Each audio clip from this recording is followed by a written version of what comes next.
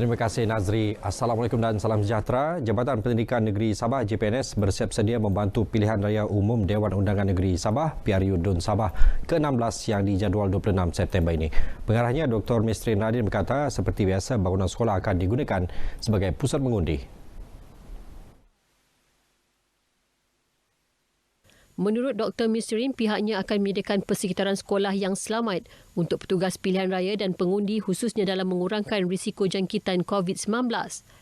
Biasanya pusat mengundi itu sekolah kan, dan tugas kami adalah kami akan cuba sadaya upayalah untuk menyediakan sekolah itu dari segi fizikal, untuk menyediakan dari segi keselamatan, keselamatan bangunan, keselamatan persekitaran, supaya pengundi-pengundi dapat datang mengundi dengan selamat.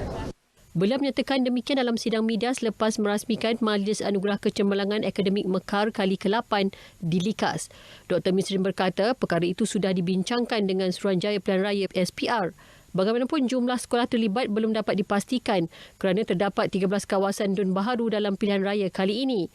Mengenai majlis ini, Dr. Misrin berkata ia bagi meraihkan pejabat pendidikan daerah, sekolah dan pelajar yang cemerlang dalam peperiksaan ujian pencapaian sekolah rendah UPSR, Sijil Pelajaran Malaysia SPM dan Sijil Tinggi Persekolahan Malaysia STPM. Majlis dihadiri 150 guru, urusetia dan pelajar serta disiarkan secara langsung di laman Facebook JPNS.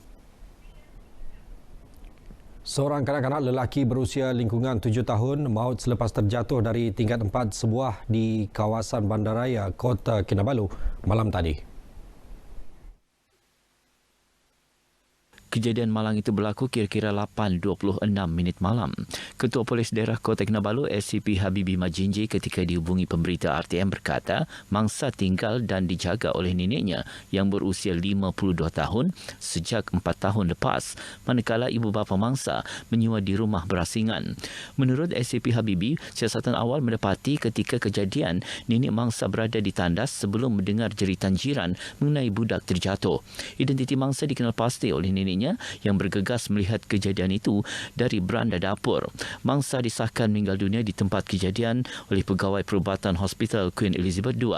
Kes diklasifikasi sebagai mati mengejut.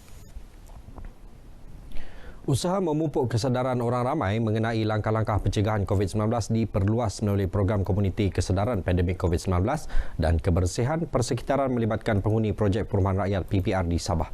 Program serampa 4 mata itu anjuran Kementerian Kerajaan Tempatan dan Perumahan KKTP Sabah. Setiausaha Tetap KKTP Datuk Masnah Mat Saleh berkata, program ini merangkumi usaha memupuk kesedaran mengenai pandemik COVID-19, mendidik dan mengawal penyebaran COVID-19, mendidik dan membiasakan diri dengan norma baharu dan membudayakan komuniti sayangkan persekitaran dan kemudahan awam. Mengambil kira situasi sekarang, kita masukkan selitkan mengenai kesedaran mengenai COVID-19.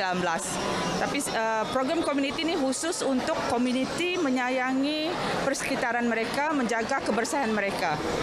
Dan untuk kali ini dan program selepas dalam tempoh PKP ini adalah lebih kepada kesedaran mengenai COVID lah. Beliau berkata demikian selepas merasmikan program kesedaran pandemik COVID-19 Majlis Perbandaran Tawau di PPR Taman Seri Bukit di Tawau. Program berkenaan merupakan yang kelima di Sabah selepas di Tuaran, Sipitang, Putatan dan Sandakan. Sementara itu, para peserta yang ditemui berkata mereka akan berkongsi pengalaman program tersebut dengan ahli keluarga masing-masing khususnya kebiasaan baharu bagi mengelak penularan jangkitan COVID-19. Selepas mengikuti program ceramah tadi, kita lebih tahu tentang macam mana untuk kita menjaga diri untuk mengelakkan daripada terkena COVID-19 ini. Saya mengamalkan kebersihan di dalam rumah, mencuci tangan, kebersihan dalam dapur apa semua, keluar rumah menggunakan hand sanitizer. Gunakan ini mask setiap masa. Di kereta, pergi mana-mana, pasar pun gunakan hand sanitizer. 2 kes baharu kolera direkodkan di Sabah semalam menjadikan jumlah keseluruhan meningkat kepada 96 kes. Kes baharu yang masing-masing bergejala dan tidak bergejala itu dikesan di daerah sempurna. Berdasarkan infografik Jabatan Kesihatan Negeri Sabah JKNS di laman Facebook Pengarah Kesihatan Negeri Sabah setakat ini, Sempurna mencatatkan jumlah kes kolera tertinggi dengan 49 kes. Ia diikuti Kota Kinabalu 16, Kunak 10, Tawau 5, Beaufort 4, Putatan 3, Kinabatangan 2 dan masing-masing 1 kes di Sipitang, Tuaran dan Lahad Datu. Baik, sekian perkongsian berita dari negeri di bawah Bayuh. Bersama mencegah COVID-19, lindungi keluarga anda. Sentiasa pantau status kesihatan. Kembali bersama Nazri Fahmi di Angkasa Puri. Nazri, silakan. Baik, terima kasih.